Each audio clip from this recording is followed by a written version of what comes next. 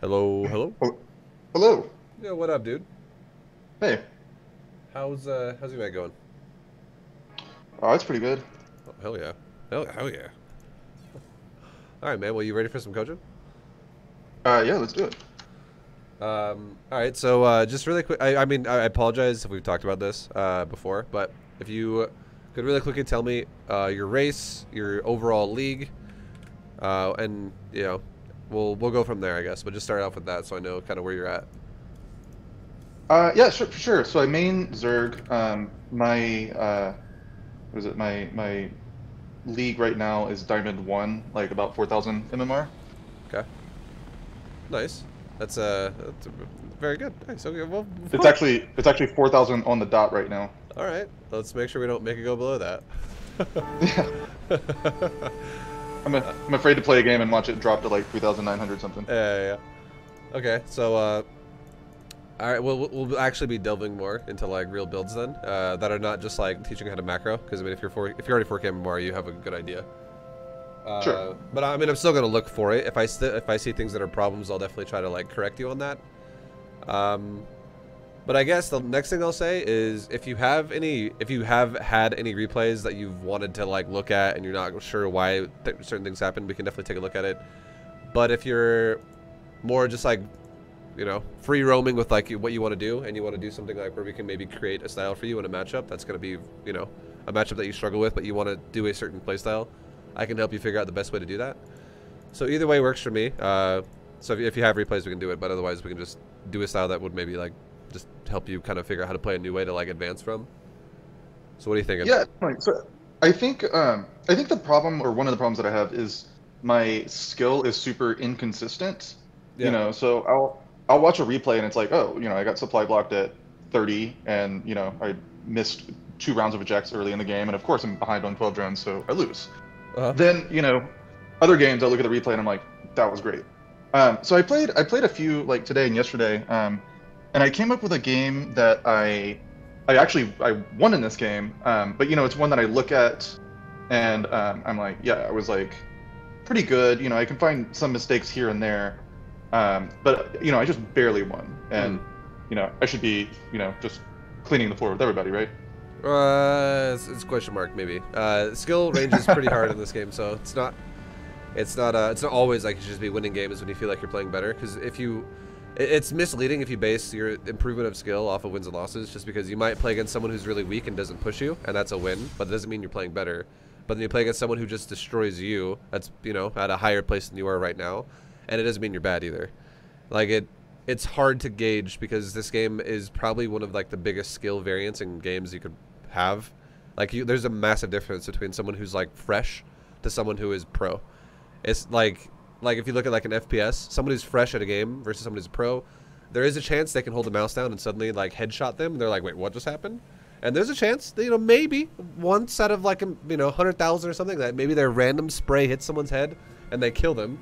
But in this game, if you have someone who's brand new to the game versus someone who's a pro, they have zero chance. Like there's not even a fraction, maybe a little percentage. It's just fucking zero, because there is no way. And it's not even just new players. Like someone who's like a lower level player also has zero chance of beating a high level player in RTS. So it's a bit more, I guess, demanding for you to learn and everything. But yeah, I mean, I would say don't look at your wins and losses as improvement or failure for you. It's because everything's improvement the more you play. Overall, but you're gonna actually improve faster the harder opponents you play. Overall too. All right. I don't know. That's a bit of a thought process, I guess, or like theory about how it works. But whatever you want to do works for me. All you got to do, the only thing you have to do is, because it makes this probably the easiest way to do it. If you're on Battle.net already, just click your portrait avatar thing in the top right of the screen on like the menu where it's like your little icon, and then it'll open your profile. And then all you got to hit is ladders in the same spot twice, which will take you to ladders and then Grandmaster. That's on the left side, and then scroll down to like rank 50 or something. I'm actually ranked 56 right now, and you can just right click my name and send me a message. That way it'll give us to like a party easily. There you go, dude. And then yeah, whatever you want to do. Do you want to do replay stuff, or do you want to do Because you were talking about that one where you're not sure, but we can definitely take a look at it if you want to. Yeah, let's just jump into a replay. We can maybe do a game if we have time, but I think this will, we can just jump straight into something that I was, pretty happy with my performance this game. Yeah, good. We'll see. I'll see if I'm happy with it. Yeah. No, it's like, because there's always things you can kind of improve. Like, it's little details, and I'll try to explain what makes sense. So, if you really understand a build, where it's like, oh, here, before you start too, make me lobby host. Before. Yeah. Okay. Okay. But a lot of times too, with like just stuff in StarCraft, how you said earlier, where you're like, sometimes I do supply block at lower supply, then sometimes I don't, and so I don't understand the difference of why sometimes I do play good and sometimes I play poorly. And a lot of times it comes from, either maybe there was a distraction throughout the game that threw you off your mindset about what you need to be doing, or maybe you prioritize something that you don't really realize you're doing. Sometimes you do it, sometimes you don't do it, and sometimes something should or shouldn't be a priority at all. It's having an idea of what should be your focus throughout the game, I guess. Is if you do that, like it should be like, I take like 5 steps forward that way, I take 5 steps to the right this way. You're like following a map where it's like, this is how I gotta go, and it's not just randomly walking around being like, I'm kind of in the area to a degree. Build order is like another way to describe that, but it doesn't have to be so exact. It's just needs to be like at least in a realm of like what it should kind of be. Oh, I will point out, I played this guy before, and he did like a drone cut, like Ling Flood. Mm-hmm. So I was kind of anticipating that in this game. So there's a little hiccup where my third is more delayed than I would like. Okay. But yeah, he ended up not Ling Flooding. So whatever. One thing that if you don't do this already, this is probably one of the easiest ways to read a ZvZ, and it's acceptable on every single map in ladder.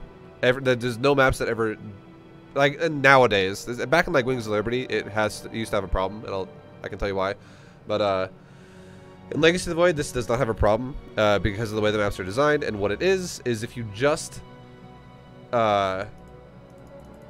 send if you do a standard build and then you send out your first lings to go scout, like right after your pool, like so you go like hatch gas pool, you send a couple lings out across the map to scout right away after your overlord, because your overlord will be able to tell you if it's one base or not before the lings get across the map. But if you actually see someone who looks like they're expanding normally with a like the hatchery at their expansion, and they looks normal, and then you send a ling to their base, there is no way they're gonna have speed before that ling discovers that they have speed in any game of ZvZ if they've expanded at what you would look like a normal expansion timing. The only way they could have speed is if they went for like 13-12 speed, and then they're not gonna have a natural, because you can't have a natural at a normal time and also go 13-12. So the point is if you do see speed and you're paranoid about that, and you're like, oh, what if you go speedlings? You could easily, on every map, wall your natural with Evo Chambers. Just wall it off. And be like, cool, now I have time. Not only will those Evo Chambers break when they're done, because they build really fast, so if they break when they're done, they're going to spawn broodlings, which will help add DPS to your army. But they also buy you time to start making lings yourself, and you can make more queens, you can just make more stuff, and you can also do whatever inject you can. Like if it's about to be up, do it, but if your queens have like 5 energy, probably just rip them off the hatcheries, and you can start thinning out his lings over the wall with your queens. So that build is actually not intimidating at all. It shouldn't feel intimidating. If you just scout right after your pool's done, make at least like one Zergling to go run into his base to scout what he's doing, if you're paranoid about that. Of course. But yeah, like it just kind of makes that build nullified as long as you do that. And also we'll talk about Overlord positioning too. And just to kind of finish off that point I made a second ago, the last reason why I would say Wings Liberty didn't work like this is because back in Wings, a lot of times you'd have a map where the natural was really large. It'd be like, you would need like 9 Evo Chambers to wall it off. Back in like Metalopolis or something, that was like, okay, well, that's not really acceptable here. Or the creep would be too far away from the ramp to actually be able to wall it off. You can do it on every map nowadays, but on some maps back then you couldn't do it before. There's only a couple maps every now and again that you can't fully wall in today's world, and if that does happen, all you gotta do to fix that is put a queen in the doorway that can't be fixed. Like if it can't be like, oh, there's no creep there, just put a fucking queen in the doorway, and suddenly it's like a clean doorway with Evos. What's up? Wings had 4-player maps too, so it was a lot harder to see these things coming. Exactly. So yeah, like in Legacy of the Void, that's another really good point. And I'm like, the fact that you even understand that is already like really good. Like you already know what's going on in this game too. That's a lot of players who I would coach would not fucking know that. So yeah, that's good. But yeah,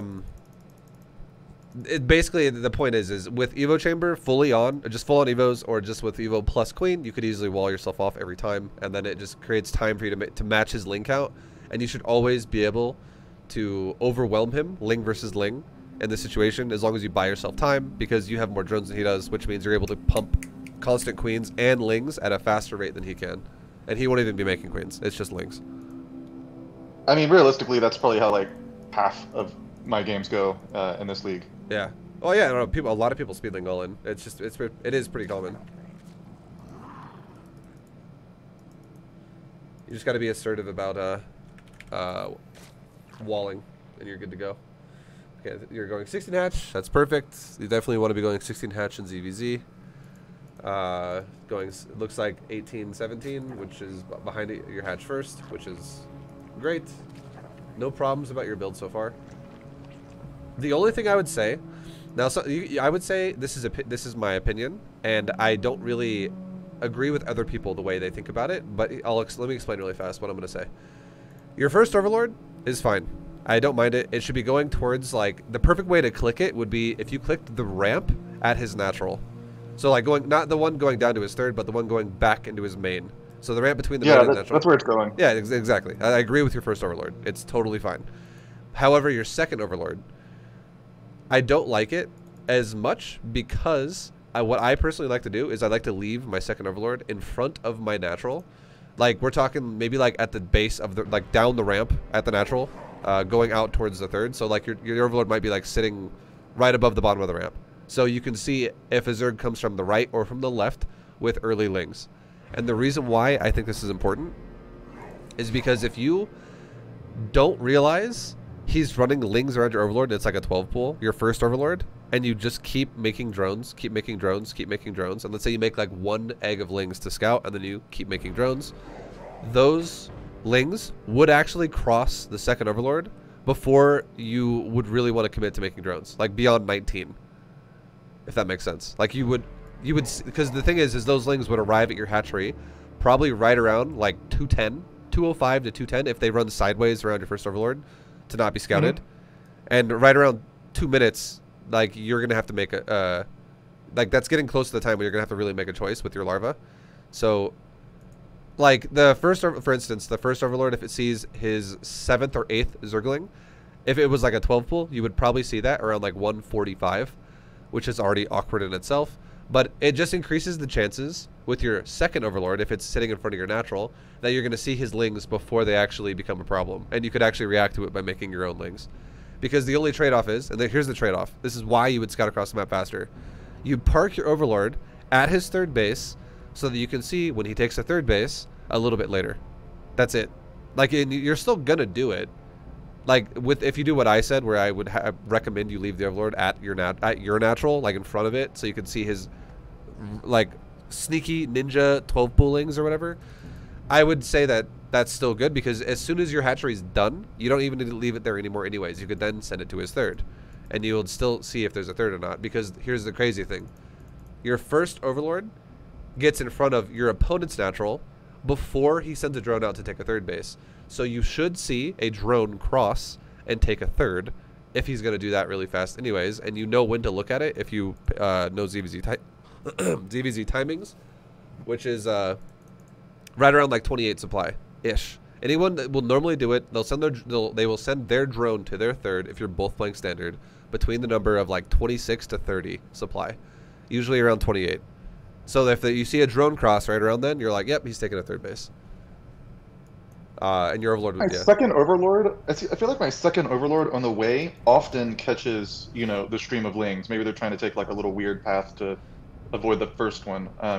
The second one, when I send it, kind of like, you know, not exactly. I usually send it to the, you know, around one of his thirds, and it does catch, you know, some things coming. Is that not standard? Is that normal? I would say this. Look at everyone vision really fast so you can see my pings in the replay. Just hit E as well. And like a lot of times a player won't generally go just like this, where they'll go like up and then cross over to your second overload and go up again. I mean, if someone does that, that's super fucking lazy, I would say. In general, I would say the way someone would really hide lings on you is if they knew this map and they know that you're going to be further on the right side and they're going to be more on the left side. If they just went out of their base the way the first line goes, straight up out of the natural, and they just kept going up and then crossed, your second overlord would not see that. So it just depends on your opponent, I guess. And if someone crosses your second overlord a lot, which is on the same path your first one's taking for the most part, like it is mostly along the same road basically that the first overlord has kind of created here. It's the same area of the map. You would not see someone who just skirts around the side, the complete opposite side. And if someone were to go straight up and then to the right once they hit your third base, that they would be arriving at your natural around 2 minutes with those lings, or like around 2:10. So again, it's opinion. If you are like, you know what, I feel fine, then by all means, you don't have to do this, because there are actually a lot of high-level Zergs that even say this. They're like, dude, just send your overlord out, go to his third, and we'll sit there. And I'm not going to say that it's really bad, because it still has the potential to scout it, like you just said. It does have potential, but I personally like the overlord in front of the natural so much more. I think it's so much. It makes it to where it's not a chance; it's a guarantee you're going to see lings, because this is a chance. Okay. When the second lord moves, it's a chance. It's just you'll see his third a little bit later. So in that case, usually I sit. I think this is like pretty widely recommended. I sit at 19 supply for a while and kind of. You should. You 100% should. Yeah, save 2 larvae until, about 2 minutes. You save larvae exactly until 2 minutes, because that's when your third one kicks over, and then you just make an overlord right then. Even if you don't even know what he's doing, if you just make an overlord, because that's when you're gonna need to make one anyways, because that's what you're skipping. Because you should normally make an overlord at 19 supply, which would actually fuck your larva up. So that if you make the overlord, there's still no way you can be wrong here if your opponent's going to do delayed lings. But then if you see, like, maybe 2 seconds after you made the overlord, or 1 second after you see the overlord that you just made, you're like, oh, okay, lings. Well, you can always make lings. But you could always make lings anyways to start off right then. You can make like 4, 6, or 2. If you make 2, you should definitely scout. If you make 4, you have the ability to be a little bit more pokey. Like, you can poke his third. You can poke his natural, whatever you want to do. If you make 6, you 100% have to poke now. That's 2 committed, and if you don't poke, it's a big fucking waste. So it's really up to you. It's preference. Any of them work. It's just you have to follow what is supposed to happen afterwards. So if you make like 6 and you don't even poke, or if you make 2 and you don't even scout, like both of those don't really add up very well. Like 2 defensive lings or if you poke like a drone with 2 rather, that's also another thing you shouldn't do. Don't poke drones with 2 fucking lings, because you're not going to scout shit then. You're just going to poke a drone and die to a queen. So yeah, just as long as you make like the right choice with the right amount of lings you make, it's just fine. You can make 4 every game and not give a fuck and be like, okay, well now I can scout, and also I can poke a third if I want to. Which is, you should always be trying to scout no matter what amount you make. It's just you shouldn't poke drones if you don't have the right number. Either way, yeah, as long as you don't larva cap is the big deal, because you can save a little bit of your larva up and just make more lings faster if you need to, or you can make an extra drone for your natural, which would be oversaturated on your main anyways, so it's not even getting that much of a benefit either way at this point in time.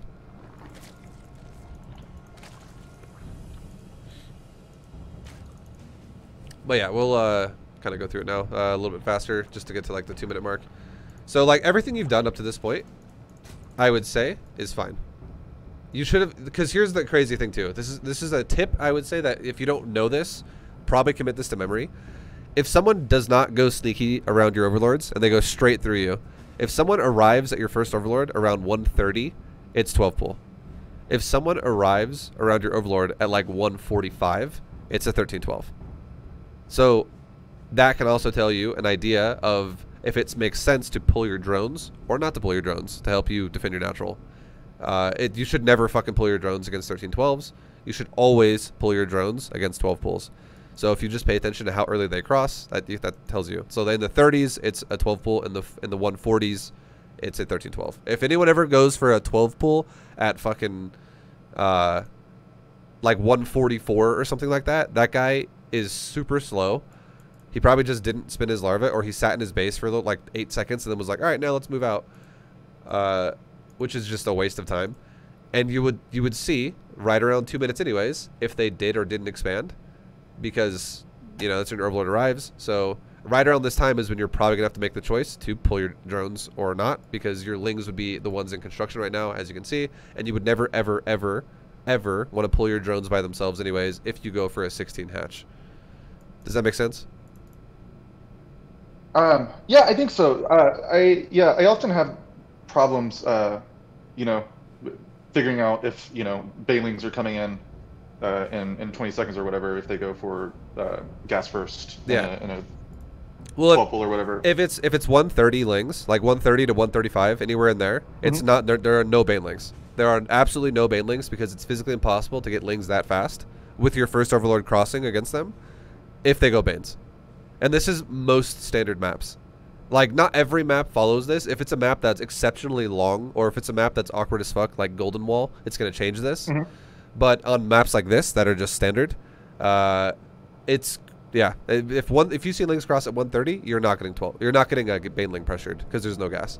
But if you saw lings cross at like 145 or like 147 or something, and that's his first lings against your first overlord, your overlord not only is going to be further across the map at that point, so it's going to see them closer to his base, but if it takes him that long to cross against your overlord, that is definitely going to be a gas opener, because there is no reason why lings should be that delayed. Because if you really think about it, if your overlord was... Because think about it like this. If I say like 130, he crosses your overlord, and your overlord's like in the very middle of the map or something like that, and then opposed to like lings crossing you at like 145, if your overlord was where it is at like 145 when the lings would cross, then if it was actually the 12 pull lings, your overlord could have been like maybe like a full screen length forward again, and you could have seen his 12 pull lings at that position at like 125 or like 122 or something, if that makes sense. So like there's a clear difference of 12 pull and 13-12. You just have to know the numbers. Like, it's physically not possible to cross your overlord at 130 with a gas. What about the scenario where you see just a flash of red on the minimap and you're like, oh no, was that drones or zerglings? That's a judgment call. Whereas, where's your overlord? Where is it? Like, if it makes sense for him to mirror you that way, then it could be an overlord. But if that makes no fucking sense to mirror you where your overlord is, then it's probably going to be lings. Also, it depends on what time of the game it is. So if you see a red flash, like, we'll back it up for a second here. Let's say you saw a red flash, like right now. Let's say you guys both just randomly were like, okay, we just crossed right here at like 115 or something, and it was like boop, just gone. It was in and out. This is definitely not lings, because you can't even have lings this fast. Like it's physically impossible to have lings to the map this quickly, but it is possible for it to be an overlord. 100% possible. Now let's say your second overlord crosses like this, and you cross him around like 130, and you were like, he like, or let's say like go a little bit deeper, and let's say like right about now, like 140, like your overlord, you noticed on the minimap, you're like, wait, whoa, what was that? What was that? 140? I saw a red dot. Yeah, that could be either one. Right now, that could be either one, and you haven't yet seen a second overlord from him. So if you really weren't paying attention, and you didn't know if that was an overlord or not, it could be either one. If that makes sense. Like, does that make sense? Yeah, I don't have a problem like with the overlord. I mean, the dot is huge. Like, it's impossible to mistake that for a drone or a zergling. But if I see like 4 little dots sneaking by, well, that like, that's 100% zerglings then. Because like the only time it really should be a problem is if you don't actually know because you weren't paying attention. But if you see 4 dots early in the game, it's fucking lings this early, because it's not going to be 4 random drones, which is the only other thing it could be. I mean, there's like the Spinecrawler rush, right, where they bring in just if someone does drones and zerglings. If someone does a spine rush all into you, and they I'm just gonna throw this out there and say this: if someone goes for a spine all in, they will not run around the map really weirdly with their entire push, which is all of when their lings pop and also their drones pop. Or like when they do the full drone pull and their lings pop to run with it, they're not going to run like way left or way right around the map to hide it, because that all in is an all in that says, I don't give a fuck if you see what I'm doing. I need to go to your base right now and get the shit going right now, because every second I waste, I have a higher chance of losing. Like either, like it's not just like a build where I'm gonna suddenly be like, you don't know, and now you're dead. The only example you're talking about is when someone really runs like one drone into your base and you don't realize it, and they build like that one spine on that dark spot of creep, like in the north of your main, or something like, or like the west of your main. But the west one's a little bit scary because if something transfers, it'll get spotted. But in the north of your main, that is a dark spot in your creep, and they could do that. They totally could do that. But here's the way you counter that. If you see a drone pull with lings, and it's the fucking spine all in, take one drone off your mineral line and check the dark spots in your creep. Just one drone. And you're like, it takes you all of 5 seconds to do that, or like 8 seconds to do that in a big circle around your base. And if you see a spine crawler, just pull off like 5 drones and go kill it. And that's it. That's all it would be. But no one's going to have like 4 drones or like multiple dots that are going to be like, they're going to go set up 4 spines in your base, and then lings and his other drones are going to arrive like 30 seconds later. Because, you know, does that make sense? Like, that he's never going to have like 4. Like, it's going to get spotted. It's never going to go unnoticed, because you can't actually place 4 spines on this creep with all fog of war. Like, you would see a spine being built somewhere if it was like that many. Like, 1 can fit, maybe 2. But definitely not 4. That's way too many. Because there's not enough dark spots. And then and most of the time what people will do is they will just do a full drone pull with lings at the same time, and then as they get to your base, they will then start spines. And you already know it's a spine crawler all in if you see with your first overlord fucking like 14 drones just in a conga line going to your base with like 8 zerglings or like 6 zerglings. Like, that's definitely a drone all in with spines. Yeah, okay.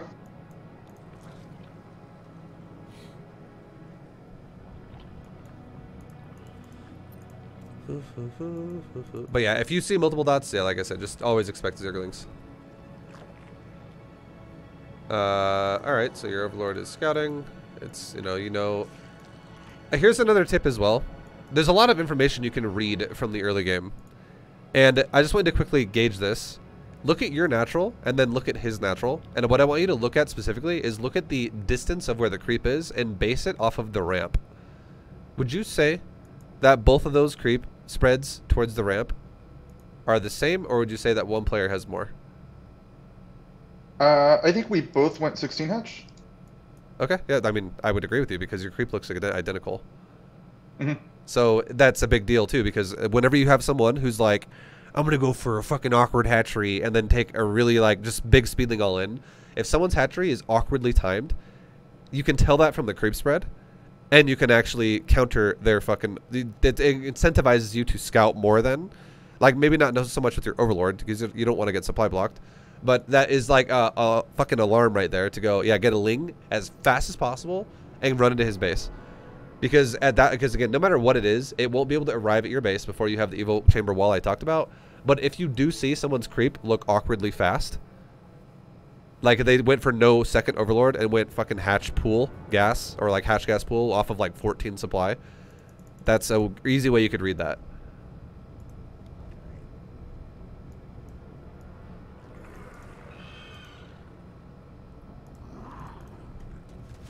So his build looks pretty standard.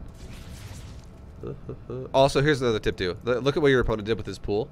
If you are paranoid about people who do spine all-ins, if you build your pool like that, it limits the amount of places they can fog of war or spine crawl in your base.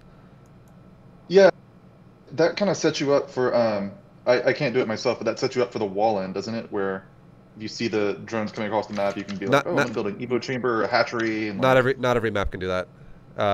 Because every map in the natural, where the natural ramp is very doable. Like, because you can see, like, look at this map. Like, both of you have creep over the natural ramp. Most maps do work like this. But not every map has a ramp really close to the main. Because some maps, literally the creep touches the main. And you could do it on maps like that. But on a map like this, you cannot do it. You cannot actually just wall off the ramp.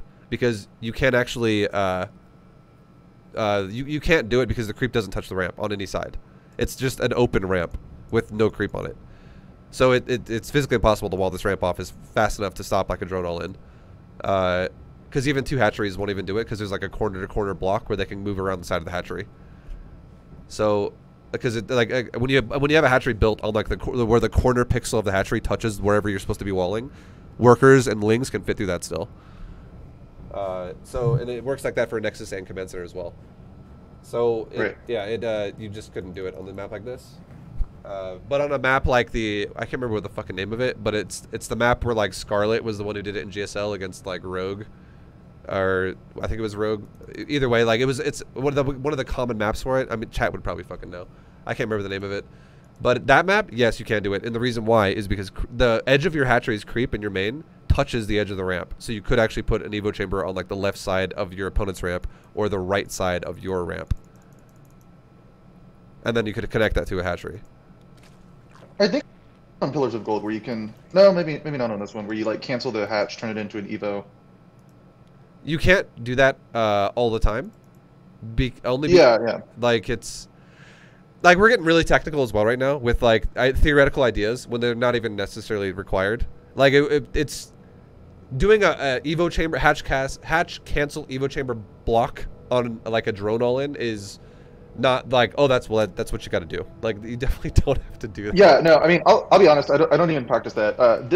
So I usually don't go 16 pull, 18 gas, or 16 hatch, 16, 18, 17, whatever. This build, I don't usually do this in ZvZ. What do you usually do? I'll go 16 hatch, 1 drone, then make a pool, then just continue as normal. Okay. It kind of gives me, a little bit more safety. Yeah. But like I said, I've played this guy before, and I just remember that he's not going to all in me, so I'm like, oh, whatever, I'll just do the macro build. Yeah, if you normally go for like a 17 pool and then maybe like a 16 gas or like a 17, make another drone again and make a gas then. That kind of a build is very defensible for early pressures. Like, you'll have access to queens faster, you'll have access to lings faster, whatever. So it makes like early like 12 pool, 13 pool bullshit easier to defend initially. But those builds have such a delayed speed that your third base will always be harder to take. Because if you can't actually have map control if your opponent has speed like 15 seconds before you do. Because if you get caught in a bad spot, if you're across the middle of the map, he can overpower you because his lings can reinforce quickly and have speed and actually overwhelm you. Whereas your lings, if you both had the same number, he could have all lings in the middle of the map and you would have half your lings in the middle and the other reinforcement lings that you just made, like the other half, like coming down like the ramp of your natural. Because they're like, or like going up the ramp towards like your fourth base. Like they would just be further away. And he can always choose where to fight you. It also opens you up to if you're in the middle of the map and he goes across the entire map because he has that speed window faster than you do, he can start hitting your hatchery at your third base first before you can hit his. So it just makes it kind of scary. It really is. It depends on how you like to play the game, how you like to play the matchup. But I would say this build, if you just want to learn something consistent, this is the best versus everything. And the reason why is because it's still very doable and easy to defend all-ins with this build. It's not even hard. If you just know, if you already know the thing you do, which is you save larva at up to 2 minutes, just to check if it's an all-in, that already is like the trick on how to defend all-ins, because there's no reason why you can't spend your larva if it's an all-in, as opposed to this 17 hatch. The only difference would be you would have your queens a little bit faster, and your initial lings before you hit that 6 when you're pulled, because your pool's done right when you have 6 after 19 drones.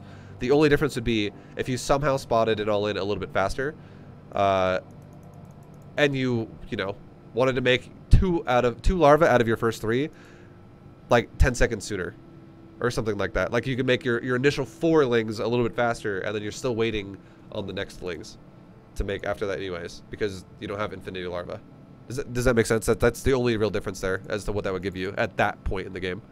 So the only point I'm trying to make here is the build you're talking about, although I'm not saying it's bad, it's just paranoia, and it is more defensible, it is safer, but this build still gives you 8 lings right when your natural's done, and you're taking a natural at the same time either way.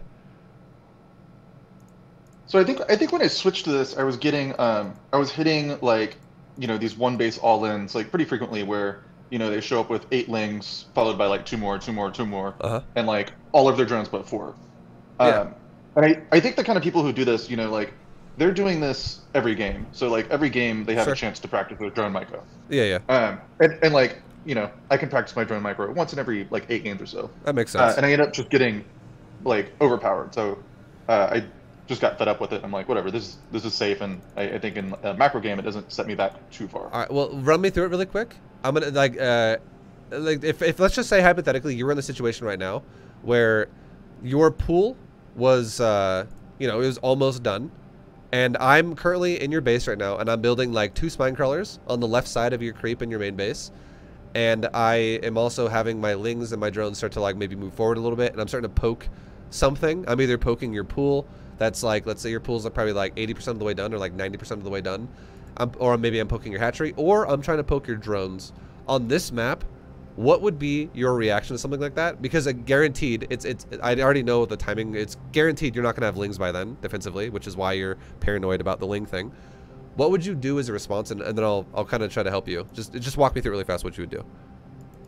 So I know the answer that you're looking for. You're gonna make, there's no pocket in this one, right? So there's you make a Evo chamber. I don't know if you can see my thing. So you make an Evo chamber. I know what you're talking about. Yeah. Create the little pocket right there, and then just wait for the lings to hatch if they're going for your drones. Yeah. I know that in theory, right? But then when it comes down to the wire, it's like, oh man, and then, you know, some of the drones go behind the mineral patch, and I don't know what to do with those guys. So all you would have to do, I mean, you're not wrong. This is exactly what I would tell you to do. You've done your homework, dude. like you know shit that's going on. But yeah, like all you have to do, exactly that, is your first overlord will easily see the cross. Your second overlord is not guaranteed to see it if you move out of your natural, depending on where you send it. But if you leave it in front of your natural, like I was saying, that's a second reminder that you see it again. But like, no matter what, you're going to see the cross of the drones in this situation. Because if you don't, it's going to be late. It's going to be so late that your pool would be done. And it's just a lot of wasted time for the other Zerg. No one's going to fucking like run left or right, like I said earlier, around the map with the drone pull version. Because they're not mining minerals during this.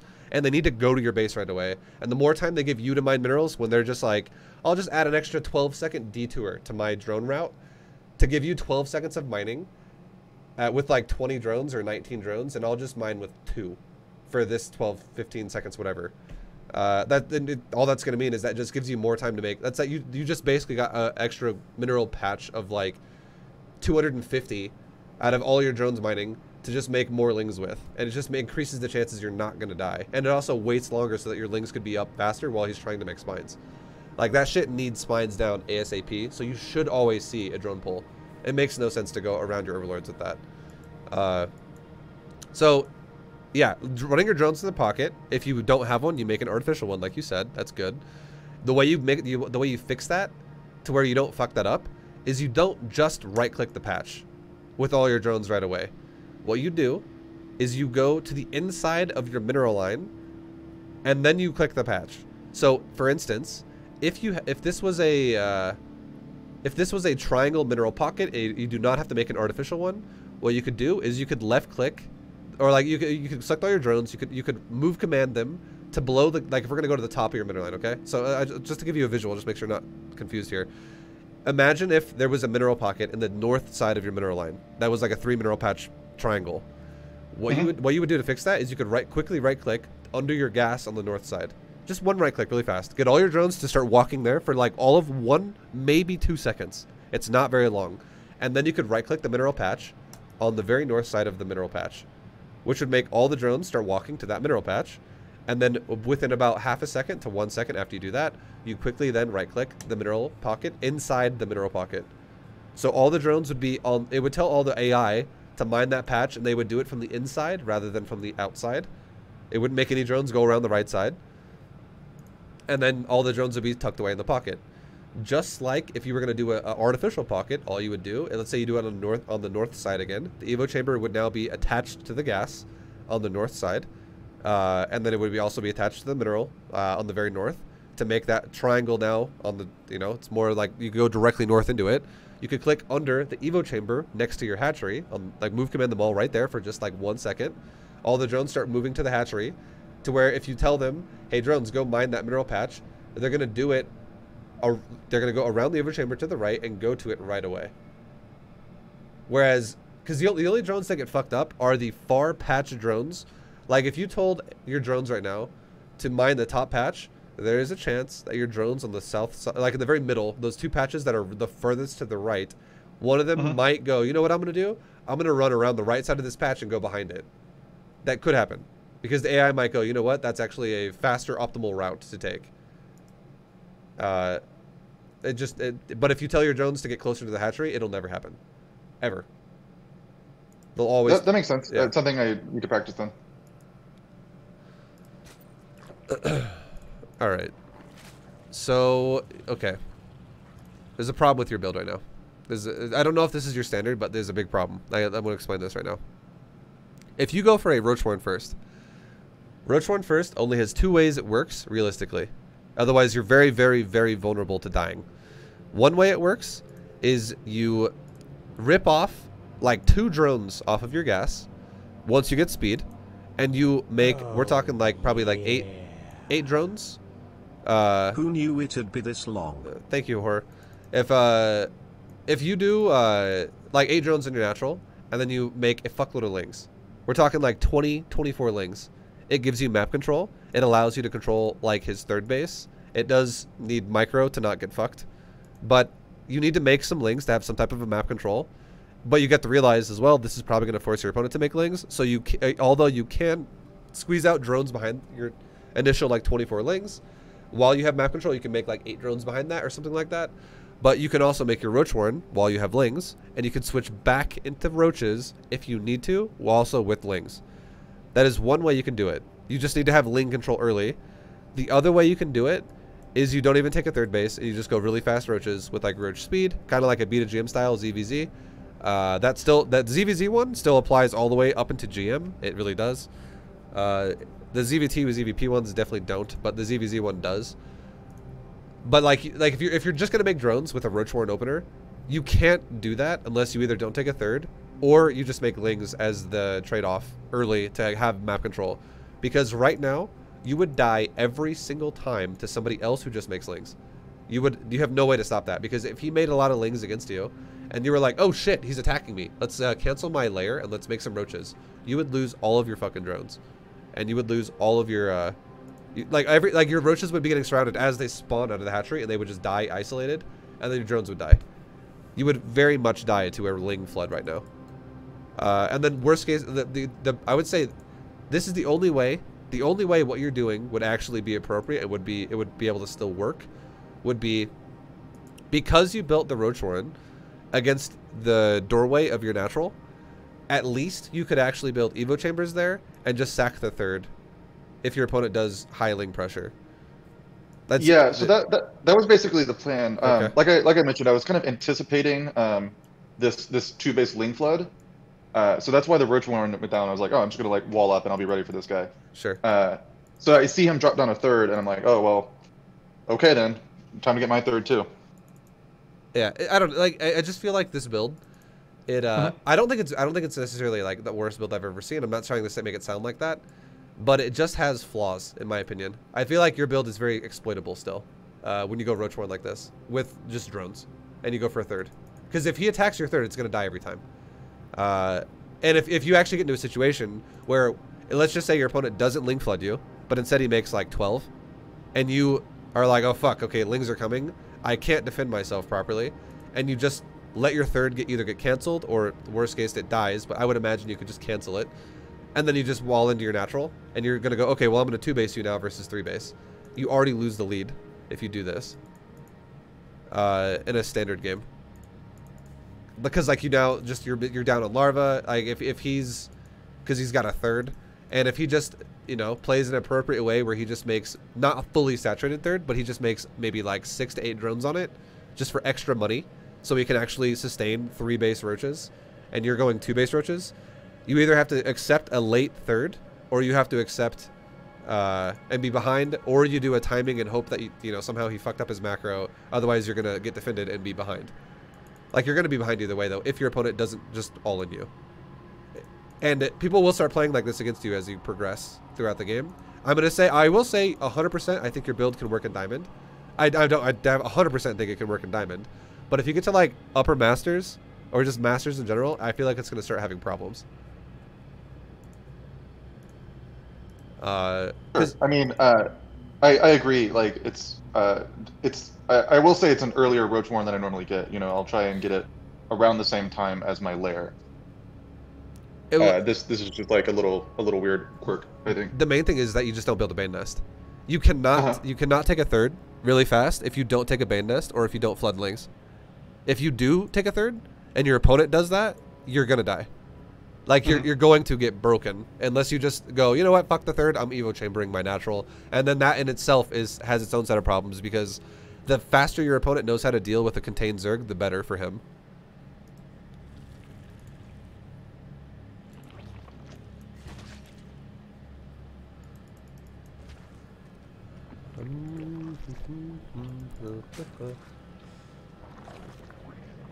So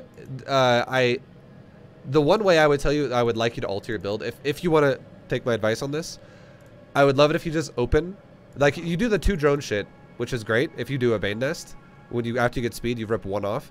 If you just made a Bane Nest and you just left like 2 Lings, just like 2 Lings in your natural of your natural, and if you saw, oh shit, I'm getting flooded, just turn those into Banes. Yeah. And if your opponent's not going to flood you, you don't even ever have to make Banes. And you have the Bane Nest just in case. And then you can make an Evo Chamber +1 with Roach Warren behind it while making drones off of the back of like 6 Lings. If you do that, it is such a minor alteration to your build. It will slightly delay your Roach shit, but it increases so much potential for you to not lose your third base. And that, like, it's so much more safe and defensible. That's the only thing I would tell you to alter. It's very minor, and your build would work just fine if you did that. Do you feel confident with Banelings? Or do you just hate Banes? Like, because I know some people out there do hate Banelings. So I'm just curious if you just don't like Ling Bane. Back and forth. Sometimes I like them, sometimes I don't. You know, sure. If you have one good connect, it's like, oh, I win this game. Or if you have a bad connect, it's like, well, I lost. Yeah. So yeah, I go back and forth on them. The one way you can make Banelings easy to use, if you're, because again, a lot of times if you allow the situation to be like, okay, well, my opponent has maybe like 10 Banes and he's going crazy all in, and I'm going to be macro defensive, so maybe I have like 4 or like 6. Like, he's going to have more than me. Instead of just trying to rely just on Banes versus Banes, a really good thing you can do, if you see, while you have a Bane Nest, and while you've started a third base, and you have the exact setup I just told you, which was like 6 Lings, you can make 2 of them Banes if you wanted to, whatever. If you're like, oh wow, my opponent's starting to flood me, like super all in. And let's say you scouted him just before he did that, and let's say your natural had like 14 drones on it, and his natural had 4. And he's just flooding you with like 30 Lings right now, or like 25 Lings and some Banes, or whatever. And you're like, oh, okay, well, yeah, no, he's going fucking super aggressive now. What you could do, and an easy way to deal with this, is you could just make Banes yourself, and you could grab your queens that you already have, and you could, if you are ready to inject, do it. If they've just recently injected, just grab them and make more queens. Just go Queen Bane, and always let your queen stand in the front, and then always assist your queen. Don't even micro the queens really at that point. Just make sure they're in the front, and then assist your queens if he floods Lings at them with like 2 Banes at a time, and just let your queens move the front door. And it will make your opponent's life so fucking hard to break you. And if you follow this up with more queens and a Roach Warren, you're not stuck on this all game. You're just doing it until you can make roaches. And it's so fucking hard to break someone who plays like that if they're just, I'm going Ling Bane all in. Ling Bane all in. But if you don't play like this, if you don't do the queens and if you don't do the Banes and you just get Baneling all in, you will always lose your third, and you will be stuck on 2 bases. And there is even a chance if your opponent does this really weird timing, they might be able to break your doorway down, like bust down the Roach Warren itself, and overpower your drones because they hit the weird timing where it's like just before you made a lot of roaches while you were droning. And like maybe you only have like 5 roaches that spawned out before the Roach Warren got blown up. Or something like that. Like, it's possible.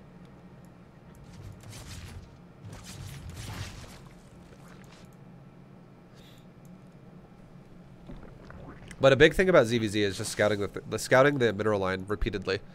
And going through this, I would say I've seen you do it a couple times, but like for instance, like the third base, like, I mean, I don't know if you intentionally have a roach going down here or not, but one big thing I think you need to be scouting for sure is just overall mineral lines.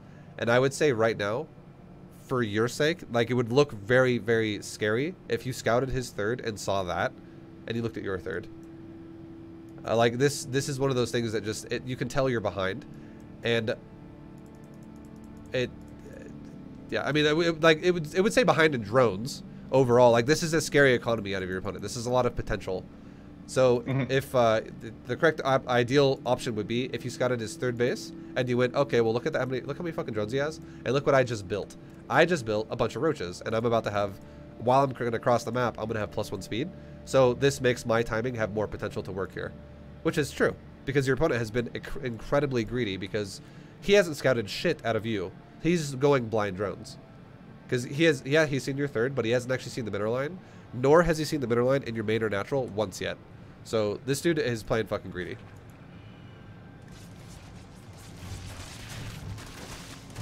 But if you don't attack with your drones or your roaches now, you're missing an opportunity right now.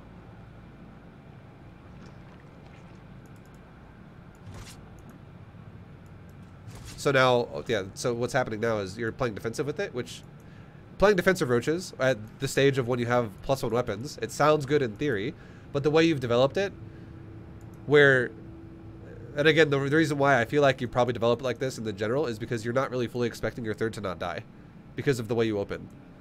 And your drones are way too fucking late. And the way to fix that is exactly how I'm telling you, with just add in the bane nest to your build, and you'll actually be able to have more roaches faster because you can saturate your third faster. And then, and you won't feel so unsafe about it. About like the chance that, oh, if he makes slings though, it's just dead. And then what that'll allow you to do is you'll actually get to that drone mark faster, or like we'll say like right about now.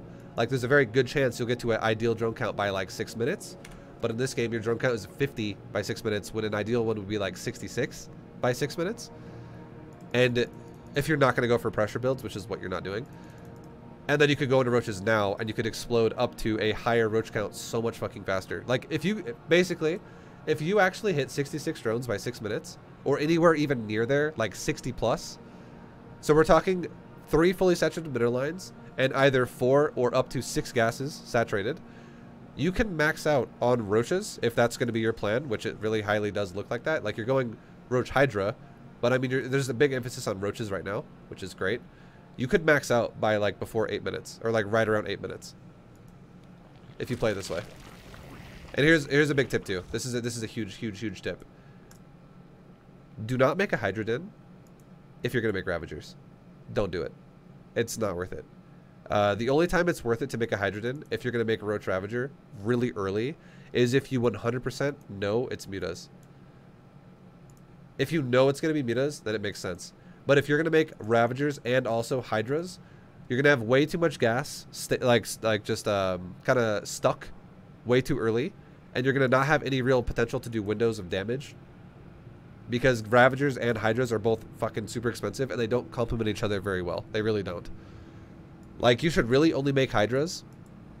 If it's straight up, like, Roach style versus Roach style, the player who goes Roach Ravager is going to have the advantage every single time versus someone else who goes, like, Hydra Ravager or just Hydra.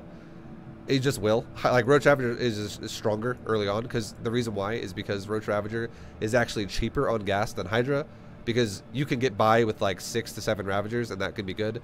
You really don't just make 6 to 7 Hydras. With Hydras, you usually will make like 20 of them, which is just more gas. Also, Ravagers don't require upgrades, and Hydras require a building and upgrades of the Hydra speed and range. So, like, these things are just, it adds up to more gas overall for the Hydra. And the only time it really makes sense to go Hydra is one of 2 times. Like, I already explained one of them, which is if they go Muta, then obviously Hydras are good. But if they go for, if you then switch out of Ravagers into Lurkers, and you have like a hive, then it makes sense to start making Hydras as well. Like, Hydra Lurker is actually stronger than Roach Ravager, especially with hive upgrades. So that's when it would make sense also to go Hydra then. But if you just go Hydra in the early game with Ravager, it's just not very strong, because you're gonna have low supply for way too long, because it's just so much fucking gas. So this is then too early to start those Hydra upgrades, I guess. Yes, because you're going Ravagers. If you're not going to go Ravagers and you want to just go Roach Hydra, it's okay. But if you're going to go Roach Ravager, don't even bother making Hydra Den, unless you know it's mutas. And if it's mutas, don't even go Ravager. Like, Ravagers don't really perform well against mutas. Because it's too much gas again, and it's going to thin out your Hydras.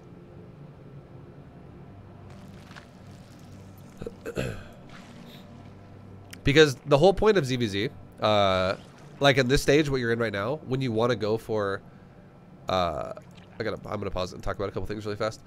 When you want to actually go for Roach Ravager, you shouldn't use it as a stepping stone. You should use it as like a kill move. Because if you're gonna commit to Roach Ravager, you want to hit high supply timings with it. Because if you just make some Roach Ravager like this, where you're like, I'll make like, you know, like 15 Roaches or whatever, and I'll make a couple Ravagers, whatever. If you just make like a decent amount, and you kind of just stop, and then you're like, well, now I'm also going to tech to a Hive, and I'm also going to tech to Lurkers and Hydras, and you're just going to throw all these tech avenues into your build, and you're also going to do things like cut your drones like crazy. I'm looking at your third right now. Like, you could be fully saturated by over a minute ago, and you still have 5 drones on this middle line, which means you're suffering really hard in your economy, and this is due to the fact that your opener is it's just awkward the way it opens. And because I 100% think you would have died if you would have made drones without having a bane nest, if your opponent would have all-in'd you. Now, if you just go, so fast forwarding back to what I'm talking about, like right now, not talking about your build-up anymore. At the stage of when you start going Roach Ravager, if you just have a 3-base saturation, which is more than enough, you can go into, like, we're talking like 8 Ravagers. 8 Ravagers is great. That's a healthy amount to have. And the reason why 8 Ravagers is great is because you can stagger Biles. It has a 7-second cooldown.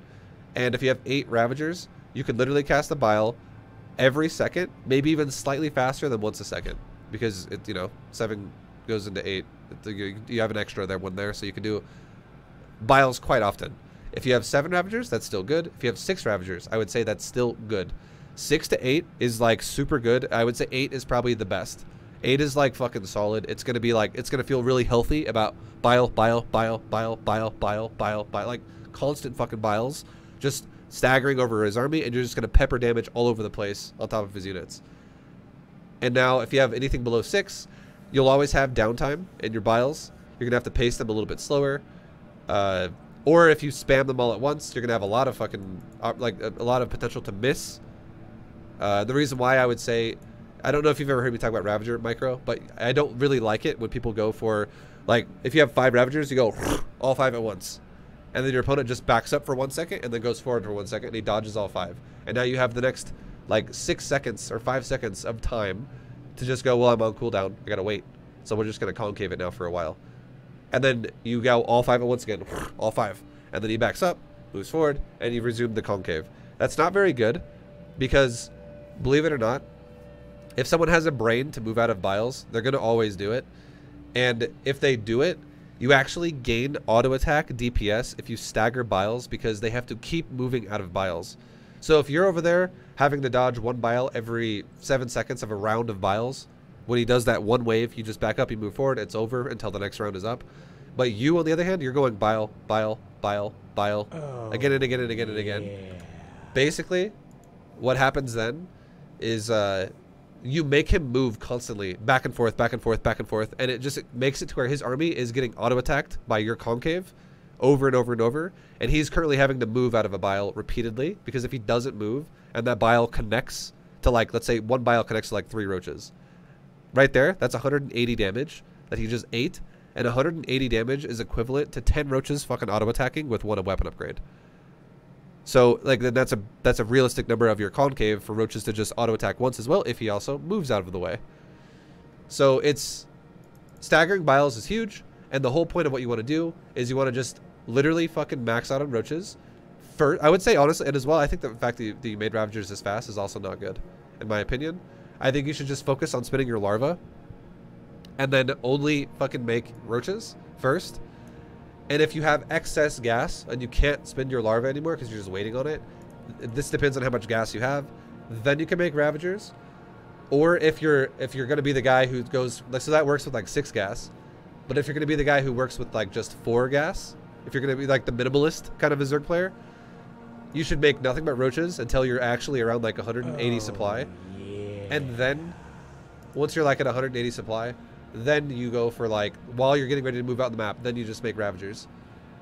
And you go from there. And then you can, while you move out, you can, you know, take more drones or whatever and like make more gas.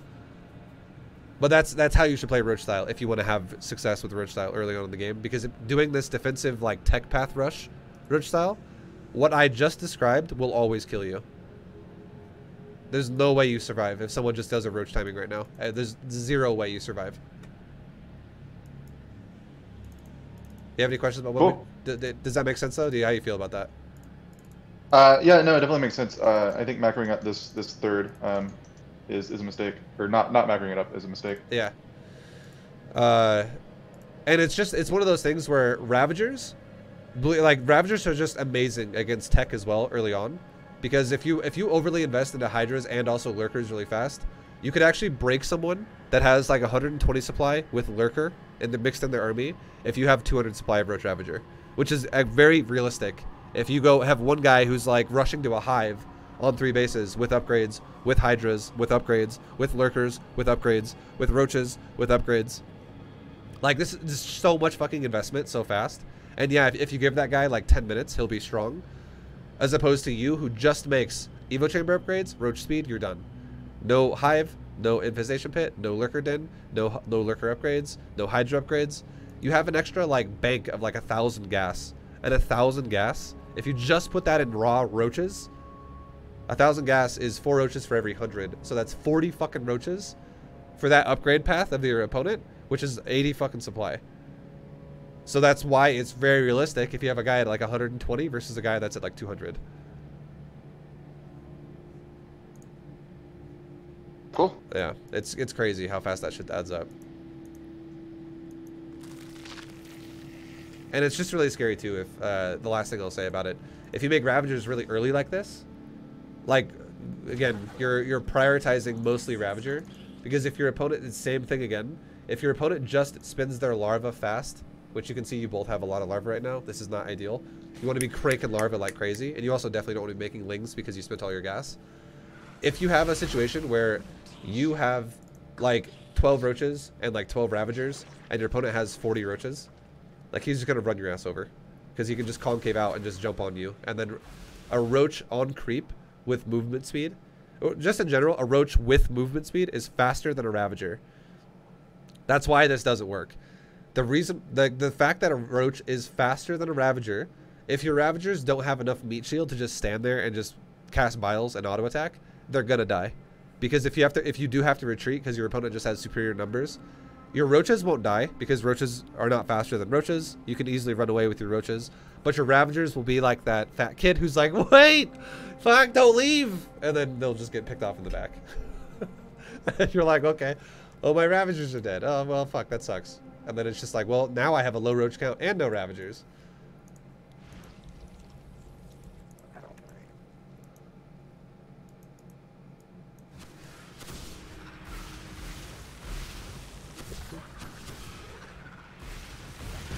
I would say, though, watching what you're doing right now, if you do have a little bit of excess gas, going up to 4 Ravagers would be acceptable. Just 4. To kill Overlords like you are. That is like the maximum of, if you really want, if you feel super confident where you're like, I 100% know, he and I both have equal drone counts, so there's no way he's going to flood me faster than I can handle. And I can still spin my larva at this point now that I have 6 gases on 4 Ravagers. If you're in that kind of a situation, it's okay then. And the reason why 4 is the magic number again is because it one-shots the Overlord. 4 Ravager Corrosive Biles is enough to one-shot a Overlord.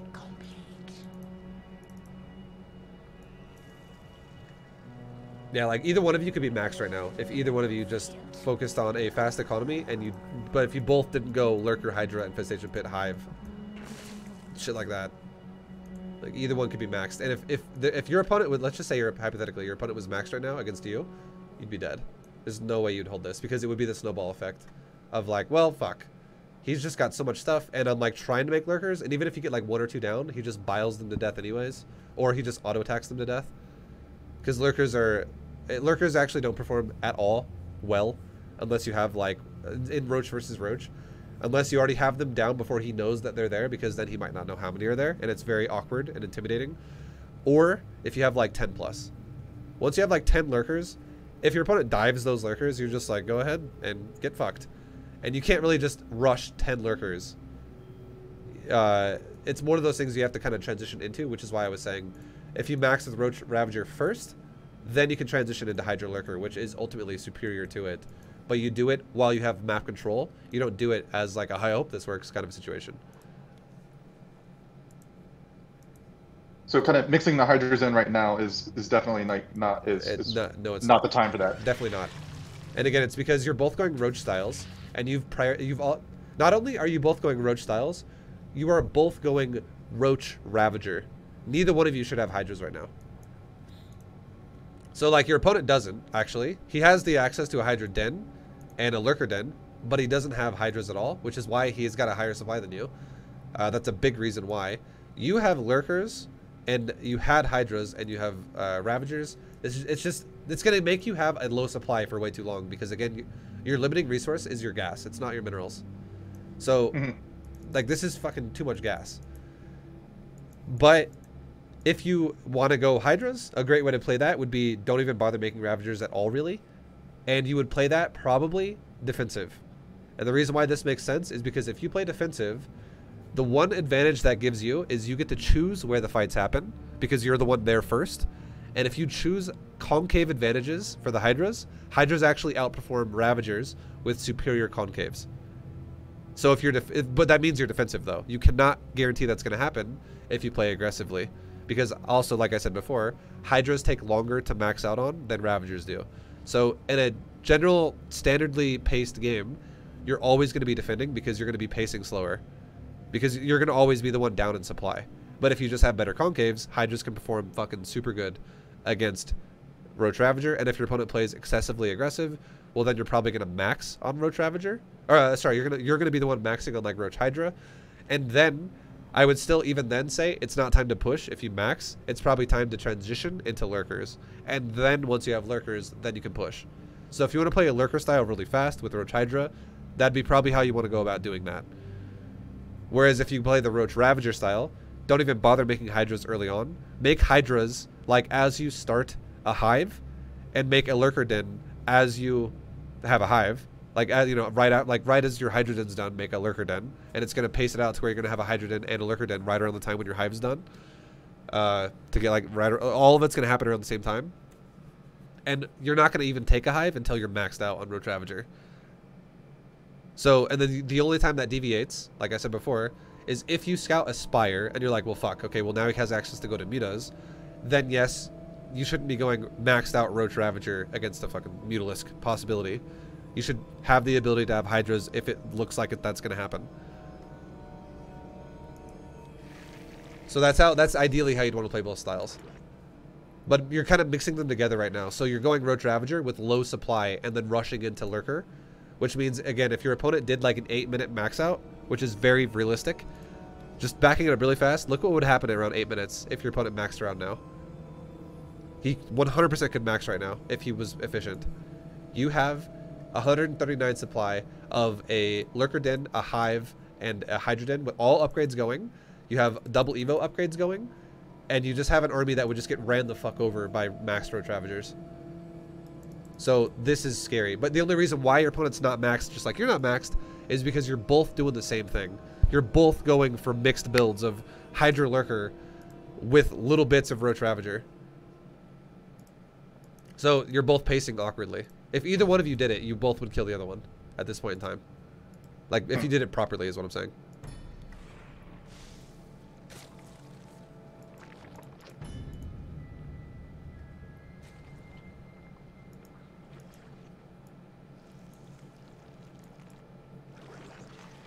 Alright, we'll speed it back up to kind of where we just were.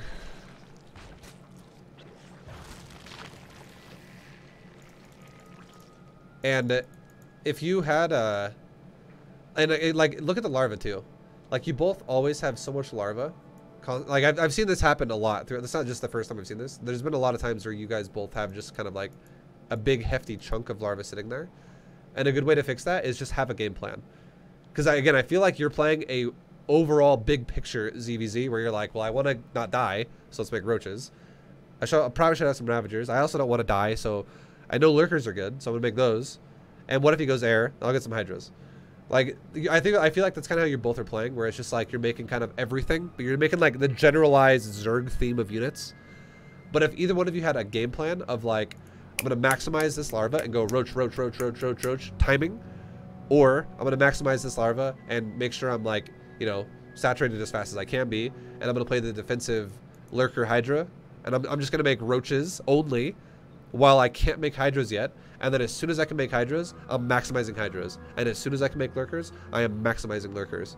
Like, if either one of you played like a game plan of a style where it's like you have the focus of what you're making, you should always feel like you're starving for larva because you're spinning it so fucking fast. And what's happening is both of you are not starving for larva. You both have like larva surpluses because I feel like you're both kind of indecisive about what you want to make.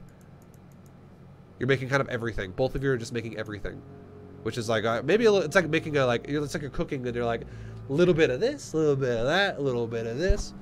Like, fuck it, I don't know. And it works. It's just not as efficient, and you got to start playing a little more efficient as you progress.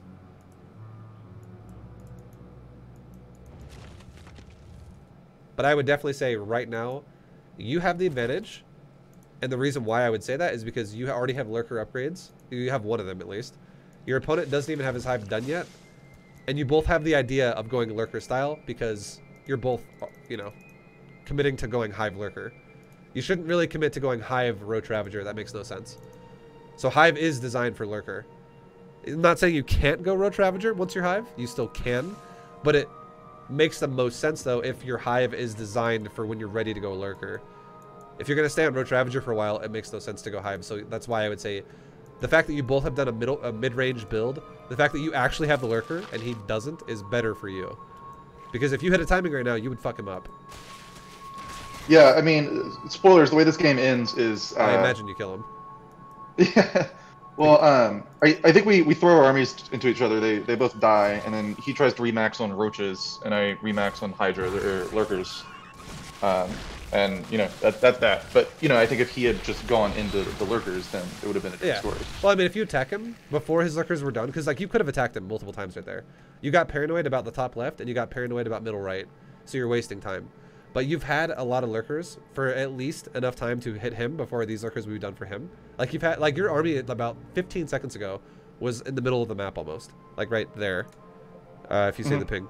So, like, if you would have just went to his base... 100% you would have forced the fight to happen before he even had lurker, and you would have demoralized. You would have just destroyed everything he has.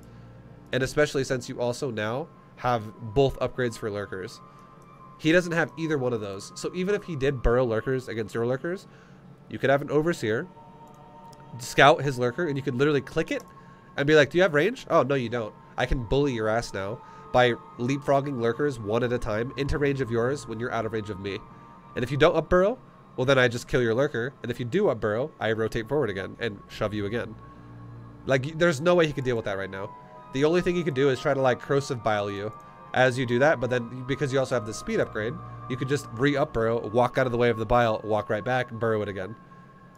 Like, you have so many options right now to fuck him over because you're both going lurker, but he just, you know, went it for a weird, awkward, delayed version.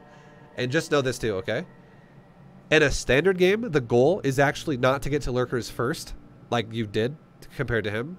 It's actually, if you're going to go Roach Ravager, it's actually to fucking annihilate his bases. And if the game doesn't end then, well, then you're playing a guy who's on like 2 base versus your 4 base, and you can still get to lurkers faster than he can because you've broken him basically, and then you still kill him with lurkers if the game doesn't end in the Roach Ravager phase.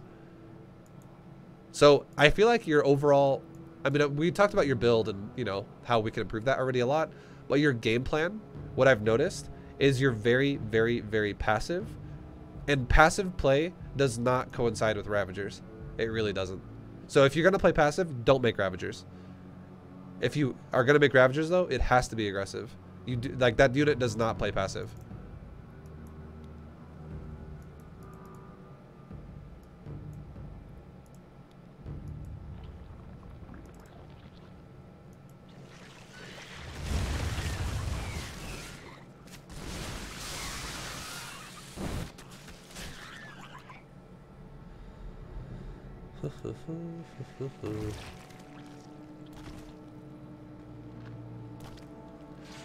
Alright, I'm going to kind of let this go a little bit faster to the end, because I want to actually, even though I know we're kind of late on time, I want to do an example game with you. I want to show you. Because I'm telling you a lot of stuff right now, and I want you to actually see what I mean. I want you to really believe it. And you're trying to push him. I would say the best way, like I just explained, the best way you could have broken him the first time you were here. Go back to that first little timing really fast, just because it's kind of relevant. Notice how his lurkers only have 8 range and yours have 10. If you would have saw that with your, if you actually got to his base and you prioritized just that little bit of information, you could have actually bullied him the way I just told you to do it, which is you just leapfrog into his range outside of, that's in your range but outside of his. Because 2 range is quite big. I did some leapfrog there, but I think you got some good bios in and just destroyed some of the lurkers. Also, just so your overseer is really, really out of position too. Like there's, like you are initially starting it, but he burrows too, and now you are shooting nothing. Or wait, hold on, just kidding. I'm just kidding. Your overseers are right there this time. So you did start it. Good job. I like it. Good shit. But you do let, what is it? Like, you let the overseers die? Yeah. So that's unfortunate. Just having the idea though to do that is good. I'm glad you already do that. See, like, dude, you know your shit. You're on point. I was being a little bit hard on you right there, but you know your point. I mean, I can't really get too hard on you about the micro, because that's something you'll grow with over time. I mean, right now we're doing a diamond lesson, so I'm not expecting GM level shit. But just having the idea, that's good. I'm glad you just did that. I didn't actually realize you did that. I'm glad you did though. That's good shit. That last one right there though, you shoved a little bit impatiently. I would say that's a little bit YOLO. Only really shove him. Like the last bit there, that was a bit much. Only shove him when you have the advantage, and if you don't have the advantage anymore, the fact that you now made Viper is great, because now that's how you gain the advantage if you both have range. Which, I mean, he still doesn't. It just proves you got impatient there, because you just kind of ran into it multiple times. But if you have Viper, it gives you the options to obviously abduct him or blinding cloud him, whatever it seems like it makes more sense for that fight. Vipers are... Lurker Viper, though, I'm just going to throw this out there and say Lurker Viper, once you get to this stage, this is fucking really complicated.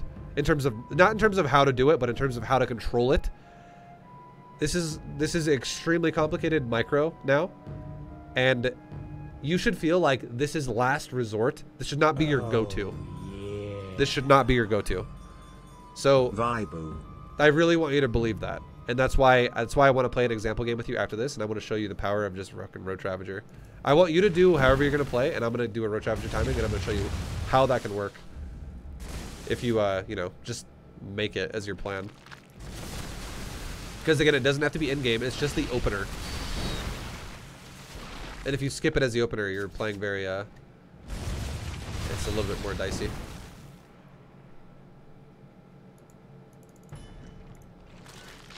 Yeah, I mean, we can just jump right into it. I don't think there's anything left to see. Yeah. I'm just kind of watching how you send your units in. It's okay. I'm not really. I don't know if you're pressed on time, but I don't mind. Oh no, I'm not. Okay. Yeah, I'm good. It's all G. Yeah, like right there, that was a little impatient. Like obviously you just got right there. I would say that you're both kind of losing a lot of shit, but the way you engaged that fight was super fucking sloppy.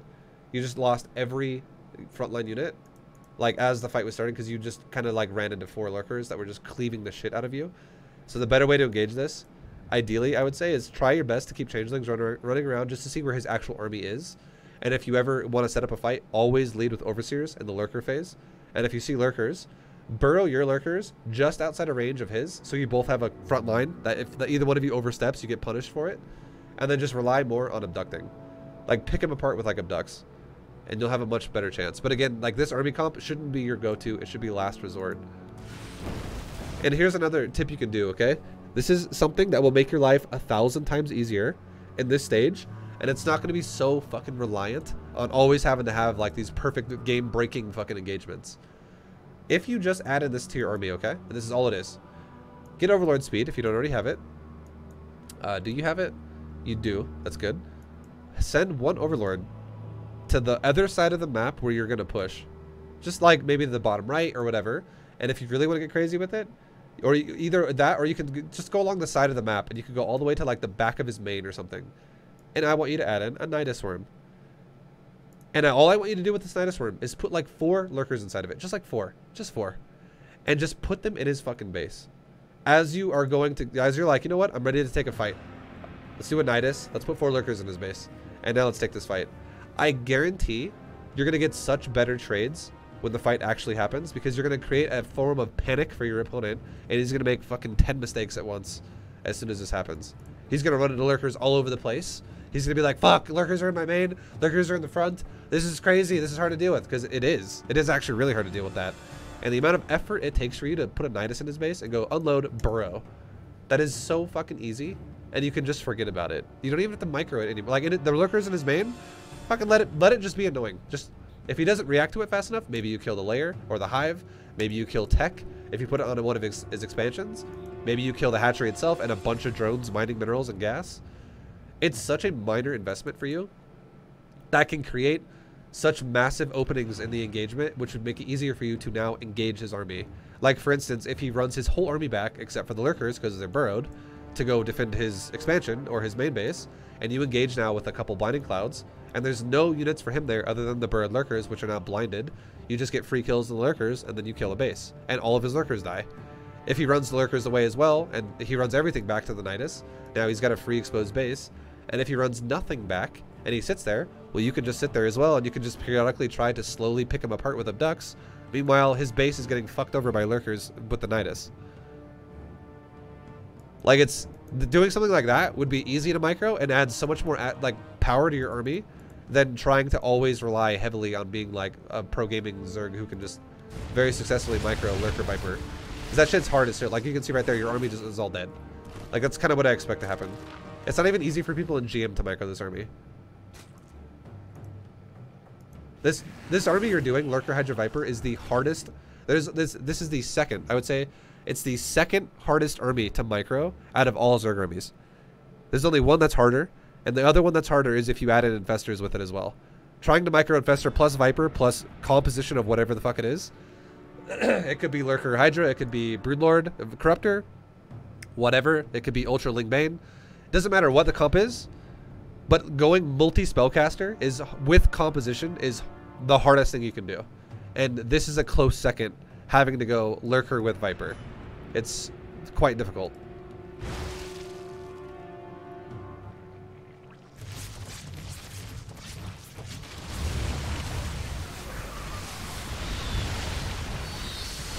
Yeah, I'm like right there.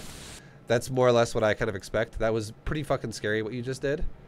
Because I know your Overseer was with your army, but you just kind of ran into his base with everything. And, you know, I imagine that if he was there with some stuff, you're either going to eat some damage and then back off, or you're going to fucking dive and hope for the best. And that's not ideally how you want to micro Lurker Viper Hydra. That's lazy, and there's a good chance you're going to get punished a lot if you play like that. So you have to be a little bit more methodical about how you play this comp, which is why it's so fucking hard.